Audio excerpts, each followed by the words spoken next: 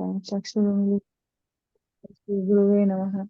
Sri Chaitanya Manobhistam Stapitam Yena Bhutale Swayam Rupa Kadamayam Dadanti Shvapadantikam Vandeham Shri Guru Shri Utapada Kamalam Shri Guru Vaishnavamscha Shri Rupam Sagrajatam Sadhana Raghunatham Vitam Tam Sajivam Sadhuvetam Savaditam Parijana Sahitam Krishna Chaitanya Devam Shri Radha Krishna Padan Sadhana Lalita Shri Vishakam Vitamscha He Krishna Karuna Sindhu Dinabandhu Jagatpate Gopesha Gopika Kanta Radha Kanta Namostute Tapta Kanchana Gaurangi Radhe Vrindavaneshwari Vrishbhanu Sute Devi Pranamani Ariti Vanchakalpatarubhyascha Kripa Sindhubhya Evacha Patitanam Pavanebhyo Vishnavibhyo Namo Namaha Jai Shri Krishna Chaitanya Prabhu Nityananda Shri Advaita Gadadhara Shivasadi Gaura Bhakta Hare Krishna, Krishna Krishna, Hare Hare, Hare Rama, Ram Rama, Hare Hare,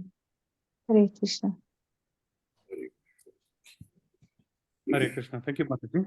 Hare Krishna, Prabhu. We are reading from the Srimad Bhagavatam, second canto, 6th chapter, and verse for today is 18, Prabhuji. Thank you, Prabhu. Sa amritasya yasho yesho martyam anam yat atyagat mahi maisha tato brahman purushasya durutyaya. Sorry, duratyaya. Translation.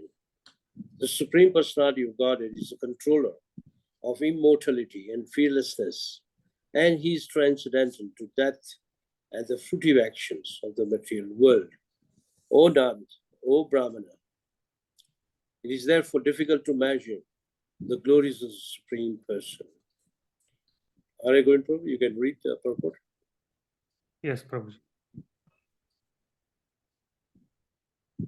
Purport by Divine Grace, A.C. Bhaktivedanta Swami Prabhupada ki jai.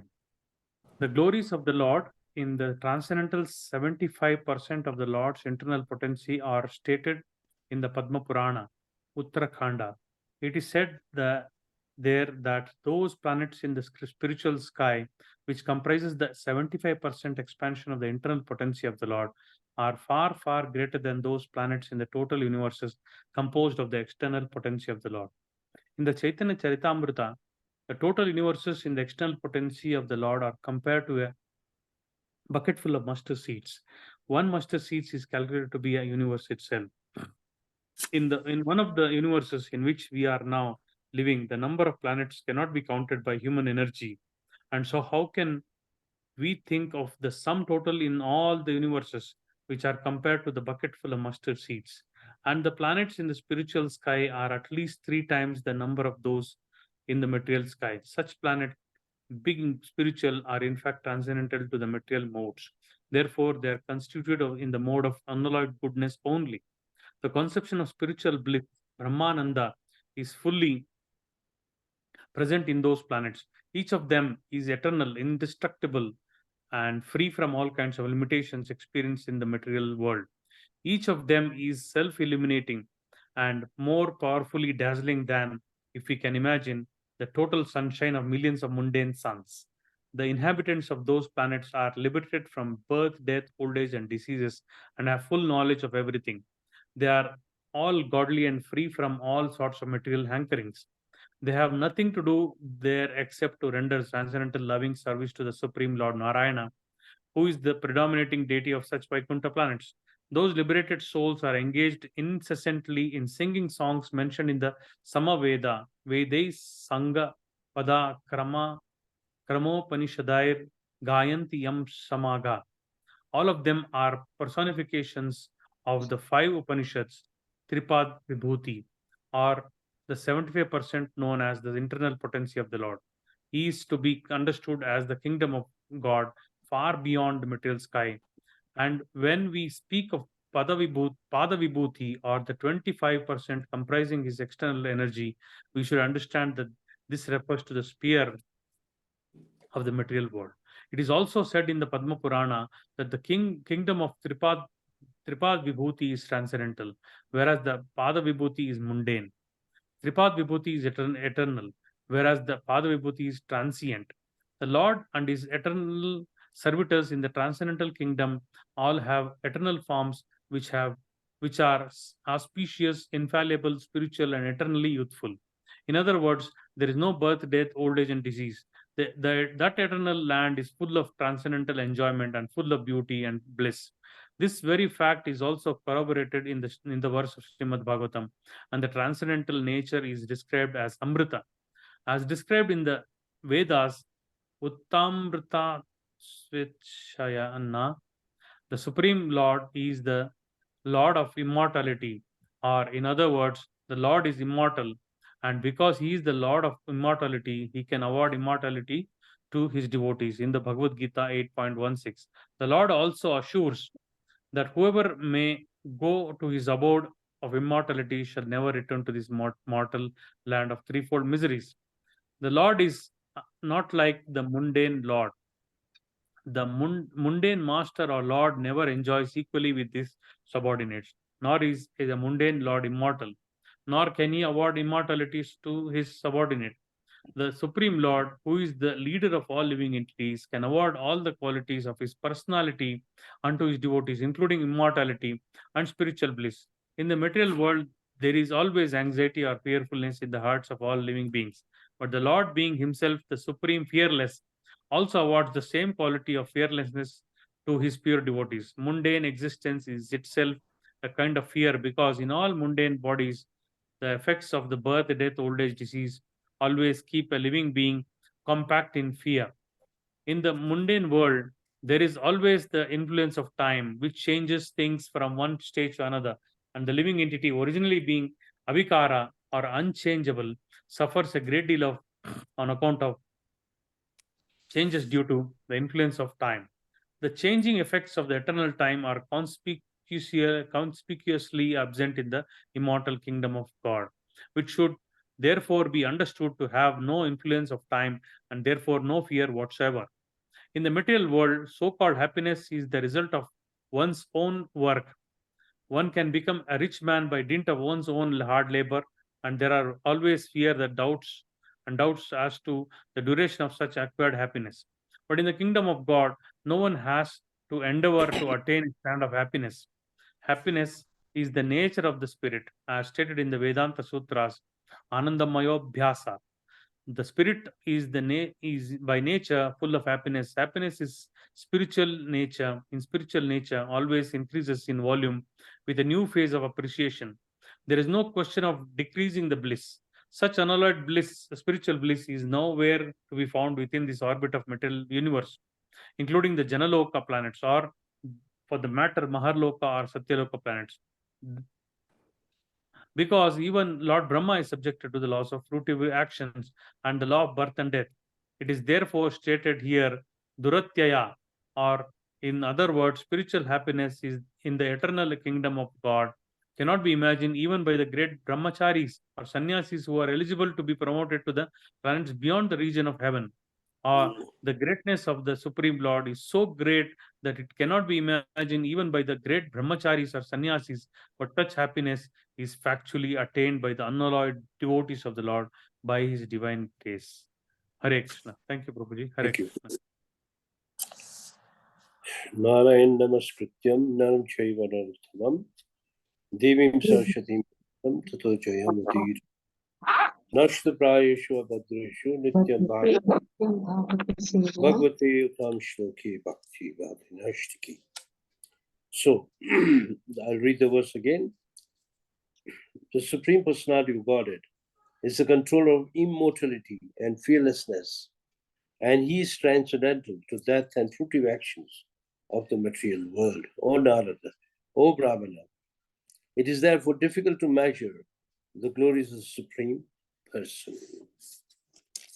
Now, the purport aims at explaining to us what is spiritual world. And spiritual world is very different from our material world. Just a minute. Hello? Hello? Hello, Rukma, class કેમ છો? All right, છે પછી 1 કલાક પછી phone કરશો અત્યારે class ચાલુ છે please. Okay, thank you. Sorry for the disturbance. So spiritual world, if you remember in Bhagavad Gita, in the 8th chapter, Krishna told Arjuna, Parastasmat bhavo anya vyakta avyakta sanatana, that there is another world, which is very different from here. This world is dukhalayama sashvatam, whereas that world is eternal. This world is subjected to destruction, whereas that world remains eternally the same. So the whole purport explains what is that spiritual world. The spiritual world is created from the internal potency of the Lord. That means the Lord himself creates this spiritual world, whereas the material world is also created by the Supreme Lord, but by his material potency, in other words, inferior potency. So the difference between that world and this world is that that world is eternal, this world is temporary. Furthermore, that world is 3 times bigger than this material creation. That means if you take this material universe, not just this earth, but including all those universes in the material world, if you multiply them by 3, that is the spiritual world. In the Chaitanya Charitamrita it says that in the material world, each planet is like a mustard seed in a bucket. In the Prabhupada says, a bucket full of mustard seeds. So even if you take maybe a scoop of it with your hand, you don't feel any weight. So the Shesha does not feel any weight. So for the Lord, it's not a burden. He maintains everything. Even in the 15th chapter of Bhagavad Gita, Krishna tells Arjuna that this world, what he calls material world and spiritual world, he is celebrated the Supreme Person in both the worlds.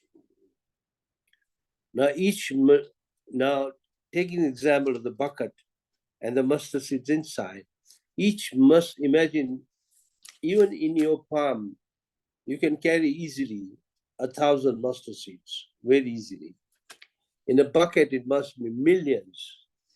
And now, each mustard seed represents each universe. Remember that. So no one can really count how many universes are there in this creation. Very, very difficult. So what to talk of the spiritual world? You multiply it by them, by 3. So each planet in spiritual world is self-illuminating, unlike planets here. This world is said to be a world of darkness. What brings light to this world is the sun, moon, stars, fire, and electricity. Originally, sun and moon. They bring the brightness to this world. And in the spiritual world, everyone is serving Krishna. Everyone is serving Lord Narayan. And that beautiful verse Sri Prabhupada is quoting, which you can read in the 12th canto, 13th chapter, very first verse. Yam Brahma Varuna Indra Rudra Maruta Stunvanti Divya Stavair Vedi Sangha Pada Krama Pano Shidair Gayanti Yam Samagaha Jayana Vashtita Taina Tanakatena Manasa Pashyanti Yam Yogino Yashantam Na Vidu Surashura Gana Devaya Tasmai Namaha. This verse is spoken in all Vedic ceremonies. If you want to know the translation Sukadeva Goswami is speaking this prayer. The translation is like this, beautiful translation. Unto that Supreme Personality God means Krishna, whom Brahma, Varuna, Indra, Rudra, and the Maruts are praising by chanting transcendental hymns and reciting the Vedas with all their corollaries, Patakramas, and Upanishads, to whom the chanters of the Samaved always sing, whom the perfected yogis see within their minds after fixing themselves in trance and absorbing themselves within him, and whose limit can never be found by any demigod or demon. Unto that Supreme Personality of Godhead, I offer my humble obeisances. So very powerful verse. We ought to learn it claim it because it's good to speak this prayer. Yeah, whenever there's a Vedic ceremony, which Prabhupada is quoted in the purport itself. Now here, the spiritual world is called Tripad Vibhuti. Tripad means times three. Three means three. Pada, three times bigger. Tripad Vibhuti. Vibhuti means opulence of the Lord. And this world is called Pada Vibhuti, means 1/4 the size. And everyone in the spiritual world is serving the Supreme Personality of Godhead, Krishna. Whereas in this world, practically everyone is serving Maya, not Krishna. Only devotees serve Krishna. Devatas serve Krishna. But otherwise, all other citizens are serving Maya, or maybe at the most demigods, and a few serve Lord Narayana or Krishna. Now, one more thing about the spiritual world is that Yad Gatva na nivartante tat dhama paramam mama. Whoever reaches the spiritual world does not come back. That is the beauty of that world. So our Krishna consciousness movement is to prepare ourselves to go there and don't come back. If you obey Sri Prabhupada's instruction, at least 80% you will go there. There's no doubt about it. So we should try our best to practice Krishna consciousness to the best of the ability. That there's so much pleasure there, so much ananda there. All the prayers in the Brahma Samhita, there are many, many prayers refer to that world. Chintamani prakarsad mashupal kalpariksha laksha viteshu shurbiya vilayantam lakshmi shahasasata sambrama sevyamanam govindavadi purushantamaham bhajam. Now this is one of the prayers. That there are thousands of Lakshmis serving Krishna. And then there are cows which give you unlimited milk. And everyone is serving one person, the Supreme Personality of Godhead. And there's no question of any miseries. Otherwise, how would the spiritual world be called Vaikuntha? Vaikuntha means, Vai means no, Kunta means miseries. No miseries in the spiritual world. It is perfect all the way. That there is no birth, no death, no old age, no disease, and there's no question of three miseries, Adidevik, Adibhautik, or Adhyatmik. And there's so much happiness there that you can't imagine. You simply cannot imagine. Just like many devotees at this time have gone to Mayapur because we are almost close to Gaur Purnima to celebrate Gaur Purnima. And now if you are there at this time, it's a big festival. You can see devotees almost all over the world, and it brings you so much joy. It increases your strength in Krishna consciousness. In a similar way, if you go to the spiritual world, imagine how much happiness will be there. Because everyone is serving one Supreme Personality of Godhead, original Narayan, Adi Narayan, that is Krishna. So spiritual happiness is there in the spiritual world, which is beyond our comprehension. We cannot comprehend how much happiness is there. Even brahmacharis or sannyasis of this world, for them, still, Sri Prabhupada says, they cannot. Very, very difficult. So, as we go further, we find that Sri Prabhupada gives a comparison that in this material world, which is called the mortal world, is full of threefold miseries, Adidevik, Adibhautik, and Adhyatmik. And this world is called Pada, Pada, Vibhuti. Pada means material world. And 1/4 also. And that one is 3 Pada, multiplied times 3. The Lord is the leader of every living entity. The famous words Prabhupada quotes many, many times. Nitya, Nityanam, Chetnas, Chetnanam. That he is one eternal amongst all eternal. Means he is the leader of all the eternals. And everyone is serving the Supreme Personality of Godhead.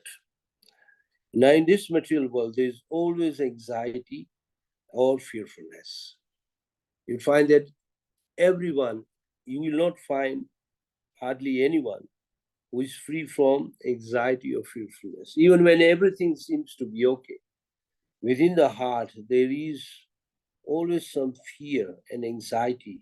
What's going to happen the next? Now, as far as pure devotees are concerned, they become free from both of these inabilities, anxiety and fearfulness. The material existence or the material world is itself abhayam. All the time is, sorry, not abhayam, bhayam. Bhayam ditva. Even Prahlad Maharaj says in the 7th chapter, this world is full of bhaya. Ditya means full of dualities. Whereas the spiritual world has none of this. And the effects of birth, death, and disease always, birth, death, old age, and disease, keeps us in fear. For example, if something happens very serious to our body, the first fear which will catch us up is, oh, am I going to die? At once we think like that. Or sometimes if you have a horrible dream, when we wake up in the morning, the first words which come out of our mouth is, oh, I'm still alive. We accept the dream to be reality. In the similar way, there is fear always. Fear is always like a shadow behind us, running always behind us. And in the material world, there is an influence of time. Whereas in the spiritual world, there is no influence of time. Means here we keep looking at the watch or the clock to see the time. For example, I'm just keeping a watch in front of me to see the time. But there you don't need to keep a watch because there is no influence of time. Everything goes on eternally. So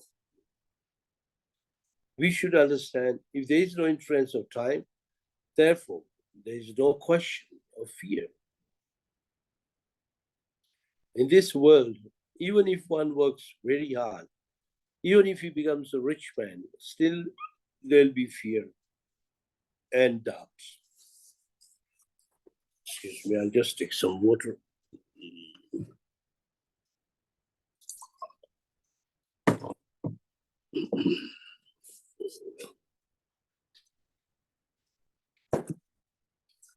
You'll find even richest people, they have a lot of fear.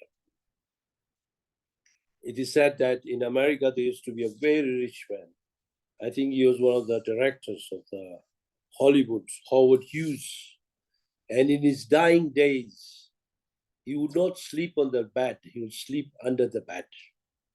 And all the time, you'd be scared, what's going to happen, what's going to happen. And he was a multi-millionaire, so much money, but yet he was in fear. And this is what happens to most rich people, that they are always in fear, worried, what's going to happen. Because really speaking, in this world, there is always fear. Even if you don't have money, you have fear. If you have money, you have fear. Rather, when you have more money and more wealth, you have more fear. Because always there is a problem. But in the spiritual world, as the Vedanta Sutra says, Anandmayo Vyasat, the spirit in the spiritual world is full of happiness. Whereas here, the spirit in the material world is fear. That is the difference.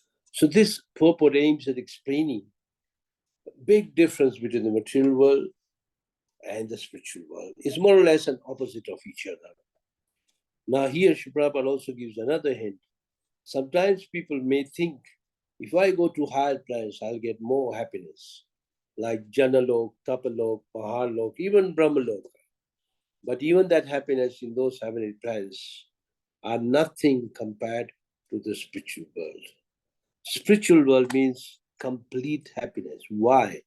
Because the Supreme Lord, who is all great, is there personally, and everyone is serving the Supreme Personality of Godhead. So when you are serving the Supreme Personality of Godhead, there is no question of fear or worries or anxiety. You can live very freely. In this material world, we find that day by day, we find situations become worse and worse and worse. Whereas in the spiritual world, it is not like that. Spiritual world is full of happiness. And not only that, ananda buddhi vardhanam, the pleasure increases day by day by day. And we can simply just cannot imagine. There are incidents given in some books like Bhagavatamrita, in which way they explains how the citizens in the Vaikuntha live. Here, everyone lives in a kind of an anxiety. There, no one lives in anxiety. Here, there is happiness. Can anyone say where is the happiness in this material world?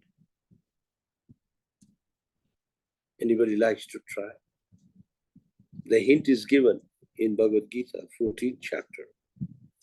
There is real happiness also in this material world. Of course, not like what Vaikuntha, for which we have practice. What is that? Or where can we get happiness in the material world? Anybody likes to try? Chanting of the holy name.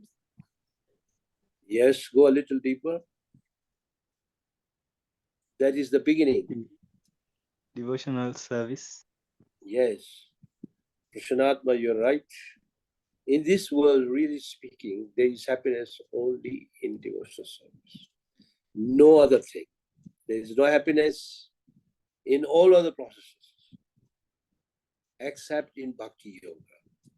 Narada Muni, in the Bhakti, what do you call, Narada Bhakti Sutra, says that happiness can be felt only in Bhakti Yoga, not any other yoga. Even in other yogas, there is no happiness. There is happiness, which is more than the material world, even in other yogas. But in Bhakti Yoga, there is immense happiness, which is unending, and it increases day by day. And we keep serving, otherwise why? Devotees serve every day by day, year by year, whole life they dedicate to serve Krishna. They do. And there are devotees like that, even in our ISKCON, who have been there for years and years, and always smiling, always happy, always chanting Hare Krishna. Because they cannot remain idle without serving Krishna. So, why this particular verse is given to us is to understand the glories of the Supreme Personality of Godhead Krishna and his world, Vaikuntha. And we should aim to go there. In one lecture, Srila Prabhupada says the same thing. Why is the information given about spiritual world? So that we become attracted. And when we become attracted, we try to look for a way to go there. And once the way to go there is devotional service.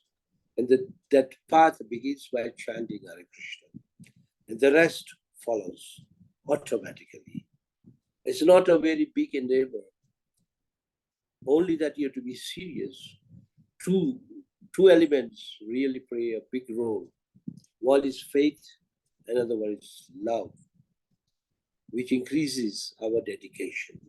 So if one has love and dedication, keep serving Krishna, then you'll find that not a very long time, you can actually get that feeling of the spiritual world, even of this material world. And so many examples are given of people who have gone there. Just like Narada Muni is the famous person who visits this world and that world. And he speaks about the spiritual world. Lord Brahma knows about the spiritual world. Lord Shiva knows about the spiritual world. All pure devotees know at least a little about the spiritual world. And we speak those prayers daily so that we become directed. At the same time, it creates detachment from this material world. So the purport is saying that we should get a detachment from the Pada Vibhuti and get attraction for Tripada Vibhuti. Pada Vibhuti means transient world. Here nothing is permanent. It's a temporary world. And everything here is temporary. Whereas that world, which called Tripada Vibhuti, is not a transient world, but an eternal world where everything there is permanent, stays on and on and on. So we may think that this is an imagination. No, it's upon us to accept or not to accept. Just like many of us, if you recall our earlier days, maybe even when we were not devotees, like myself, and when we were told to chant, we had many, many questions. Why chant? What's the advantage? Why come to temple? What is the advantage? What am I going to gain? Why should I hear Bhagavad Gita when I can read so many things? I should spend my time in enjoying myself. So many questions we all had. But as soon as a little faith came in and we became attracted, then what was the result? That it increased our happiness, it increased our joy, that now we feel that we cannot live without it. That is called a life in Krishna consciousness. Then so much literature Sri Prabhupada has given. Not only that, in Prabhupada's representatives, his disciples also have written so many books. As we read, then we get shocked. Oh, we should have taken up this Krishna consciousness from the very beginning of our lives. Anyway, whenever it starts good enough, Gujarati, there is a saying that as soon as the day rises in consciousness, become awakened. That means if now you become awoke in Krishna consciousness, don't sleep. Keep yourself awake in Krishna consciousness. There's a book which has been released by His Holiness Shivam Swami, and he gives many, many examples to explain Krishna consciousness. And one of the examples he gives is of his own mother and father, who were actually victims of Holocaust. I don't know if you know what is Holocaust. Holocaust was created by the Nazis during the Second World War, and they wanted to eliminate all the Jewish people, and that's called Holocaust. And his father and mother were caught, and somehow or other they escaped, they were helped by others, and they are fortunate that they lived. So it's shocking when you read such articles, how much they suffered. Now that is called an extreme suffering. Imagine you were one of them. How much would you have suffered? No food, no shelter, hated, beaten up, ready to be killed in one way or another. And when you live in Europe, there can be extreme cold, extreme heat. They were not caring for anyone. And they were being killed by Hitler's army, they called the Nazis. So when you hear of the Holocaust, we should feel ourselves fortunate. Oh, I am fortunate that I am alive, more fortunate that Krishna has given me the mercy that I am practicing Krishna consciousness. So we find that we should always thank Krishna, show our gratitude to Krishna, especially to Srila Prabhupada and all the devotees, because by their mercy, we are in Krishna consciousness. Otherwise, we would be just like them, live a life as good as Holocaust. Because in Nairobi also, I've seen many people, they really suffer. They live in slums. And even those who don't live in slums, they have to work very hard. Take a transport or matatu to go back home. In the evening, eat one meal a day or 2 meals a day. Or maybe take a little tea or bread and just go to sleep. We are fortunate that at least in our devotee circle, we don't have all that difficulties. But there are so many difficulties all over the world. So this verse, or the purport, aims at explaining the greatness of the Supreme Personality of Godhead. The verse says that He is the control of the immortality and fearlessness. If you worship the Lord, you can become immortal. Amrita, the word used in Sanskrit is Amritasya Bhaya Aishu. The meaning is thoughtlessness and fearlessness. This both can be avoided by Krishna. That's why one of the Krishna's name is Abhaya Charan. Even Prabhupada's name was Abhaya Charan. And immortality means Amrita. And Krishna is beyond death and fruitive action. There's no bondage. In the 5th chapter in Karma Yoga and Krishna consciousness, there's a verse Krishna says that I'm not bound by any of these activities, yet I perform all my duties. So he is transcendental to that of fruitive actions of the material world. So this verse is no doubt. It's very, very difficult to measure the glories of the Supreme Personality. If you read this verse, at least 2 things are being glorified: Krishna and the spiritual world. And if you understand the glories and accept them, then even you can become fearless and become free from anxiety. Hare Krishna. Any questions on this or any additions on this?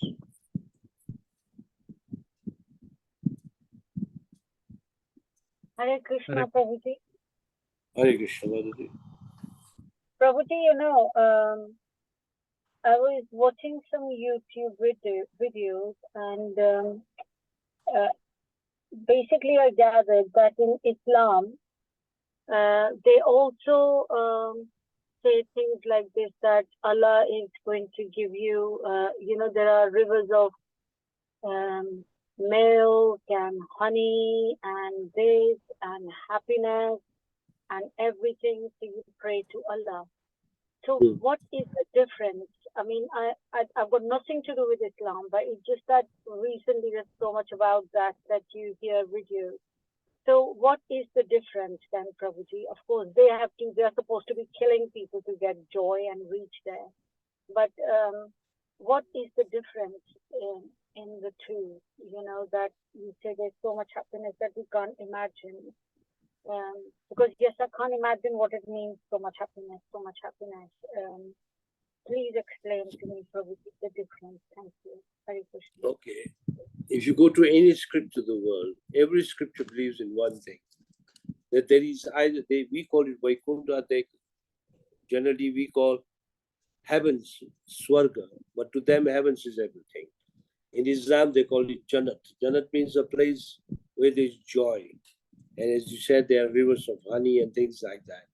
Yes, that is the world, or the spiritual world. Now, what they are practicing or killing, I don't think it is mentioned in the scriptures like that. And I was told by another friend that in their scriptures is not written like that. This is all done using a force, so that people take up a religion by force. In the very scriptures, there is no force used. We preach by exemplifying. If people like our way of life, then they accept it. There's no force. You'll never hear any Vedic history where any country was attacked and forcefully everybody was forced to take up Vedic religion. No. Sanatana Dharma is not like that. And I am not sure, because I have not read what you have read or what you have heard.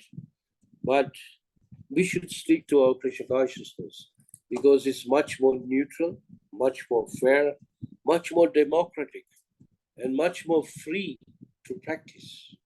That's why today more and more world is looking towards so-called Hindu religion, which is actually Sanatana Dharma. Why? Because everyone gets what one wants to worship. There's no force that you worship the Supreme Lord. If you don't worship Supreme Lord, you can worship demigods. If you're not happy with this process, you can take other process. But all comes under the umbrella of Sanatana Dharma. So that's why Sanatana Dharma is said, the 3 words describe Sanatana Dharma. Sarva Sukhenu Bhavantu. Let everyone be happy. Not just man. man, all creatures of the Lord, which means animals, fish, birds, trees, plants, insects, you name them. Let everyone has a right to live. That's why we do not harm anyone. We don't kill anyone. We think twice. Even if we have to do it, we won't do it. We try to let it go, tolerate it, and rather suffer on behalf of others than giving sufferings to others. Is that okay, Mataji? Yes, Prabhuji. Thank you, Prabhuji. Hare Krishna. Okay. Any other question?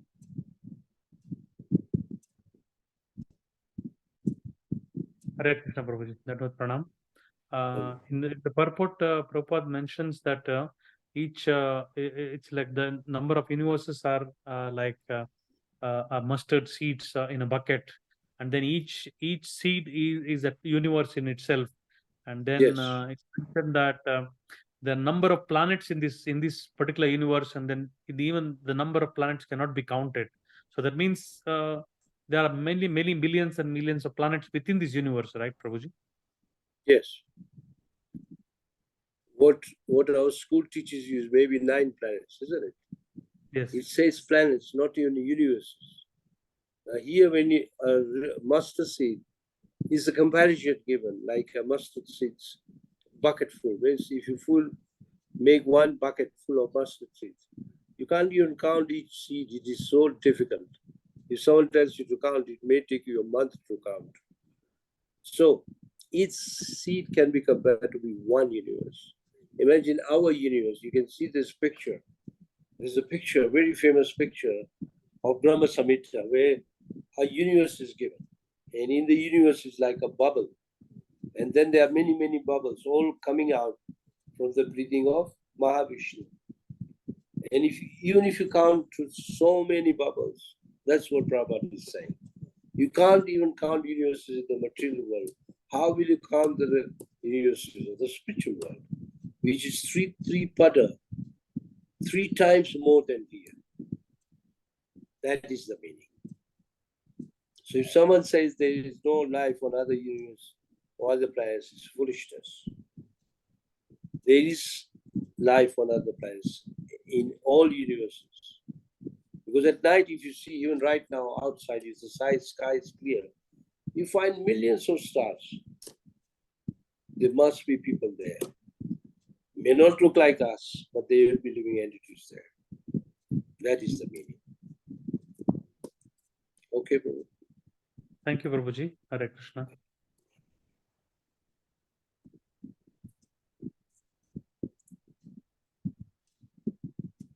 Any other questions, comments? Hare Krishna. Hare Krishna, Prabhuji. Hare Krishna, everyone. Please can you accept my humble obeisances, O Guru Srila Prabhupada. Thank you, Prabhuji, for a nice explanation, nice class. Coming back to the Mataji questions, which I didn't quite understand, but still, I'm going to add a little bit. In Bible, Jesus Christ said, "Thou shalt not kill." Right? A big Bible is written. He could have written that thou shalt not kill human beings or animals. He just left it as it is. That means that thou shalt not kill anyone, any living entities. But then they changed the Bible, just like in our community. You know, many people change in the Hindus, 300 something Bhagavad Gita is written. But our dear Srila Prabhupada, he found as it is, and he wrote as it is. He didn't change anything. He didn't add anything. So he just put it as it is. So because people wanted to satisfy their desires of eating meat, so they wrote, "Thou shalt not kill human." That means they are allowed to kill animals, just to satisfy their needs, their tongue. So whatever other people says, because if we take Christianity and Muslim, they are like a bit near, right? So in this way, we should not believe what others say. We should take our own scriptures, study our own scriptures, because so many scriptures are there, and so many kind of explanation will be in those scriptures, which is out of our understanding, or we don't want to understand. Let's try to understand our own. Once we have set the goal that we have to go to Golok Vrindavan, so all we know is Krishna. And Krishna never says kill your own family members, because we don't know who were the animal we are eating this life. They may be our brothers, sisters, mother, fathers, or whoever, because we have got like 8.4 million species of life. We have been roaming in all of them. So who knows? Sorry, Krishna Babuji, I just wanted to add this little bit. Thank you. Okay, I can add one personal experience on that. When I was about 16 years old, our neighbors on the opposite side were a Norwegian couple, people from Norway, and they were missionaries. And they were very friendly, very good people. And once when I was visiting them, they had given me a Bible. And that Bible was called Saint King James Version. And in that one, if you see the commandments, the commandment was very clear: thou shalt not kill. Now, if you buy a new Bible now in a supermarket, I mean, in any Bible store, they've changed it to thou shalt not murder. They've changed it. In how many years? About 50 years. So imagine in 50 years, they have changed the whole commandment. How much will they change in another 50 years? They can easily change anything they want to. They'll change what suits them.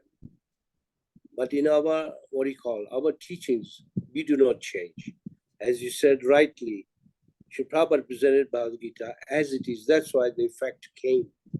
Otherwise, there are people who are also interpreting Bhagavad Gita. Now, regarding meat eating, I'll give you another example. That even in Christianity in the olden times, even in the times of Roman times, they were strict that they would eat meat maybe once in a while, not daily. So there was a certain king called Constantine, and it is written, I was explained by one Christian, that he had 100 priests, and they were all Brahmins, Brahminical priests. And one day he wanted to eat meat, so he had a meeting. So 70 priests refused that you can't eat meat, and the 30 agreed that you can eat meat after you sacrificed the animal. So he he beheaded the 70 priests. The 30 priests were left who had agreed that you can eat meat. So it is said from the time of King Constantine, meat eating became very rampant in Christianity. It's okay, Motherji?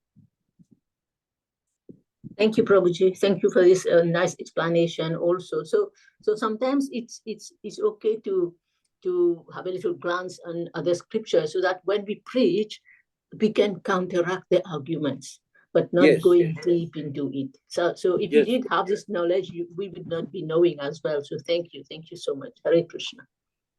Hare Krishna. It's good to know little things which will always keep us, guarded in our Krishna consciousness. We can't allow anyone to take us for a ride or attack us, especially philosophically. We should be very strong. Srila Prabhupada wanted us to read his books so that we remain very strong in our Krishna consciousness and we don't get defeated. We should be able to, we can say, protect ourselves, fence ourselves. Okay, thank you very much. Okay, thank you, Prabhuji, for these wonderful insights. Request Induleka Mataji to end the session here. Hare Krishna. Hare Krishna. Thank you very much, Prabhuji. Your class, as usual, very enlightening, and I hope that everybody gets something to take away today. So I will request everyone to please unmute and let's chant the Maha Mantra to glorify Rukma Prabhuji. Hare Krishna, Hare Krishna, Hare Rama, Hare Rama, Rama, Hare Hare. Panchakalpatarubhyascha Vasudevaiva cha Patitanam Pavanebhyo Vaishnavibhyo Namo Namaha. Anantaraj Bhagavatam ki jai, Ananda Koti Vaishnavin ki jai, Srila Prabhupada ki jai, Jai. Eldoret Yatra ki jai, Rukma Prabhuji ki jai. Hare Krishna. Jai. Thank you. Hare Hare Krishna. Thank you. Hare Hare Krishna. Hare Hare Krishna. Krishna. Thank Hare you. Krishna. Hare Thank you, Krishna. Prabhuji. Hare Krishna. Thank you, everyone. Thank you, Prabhuji.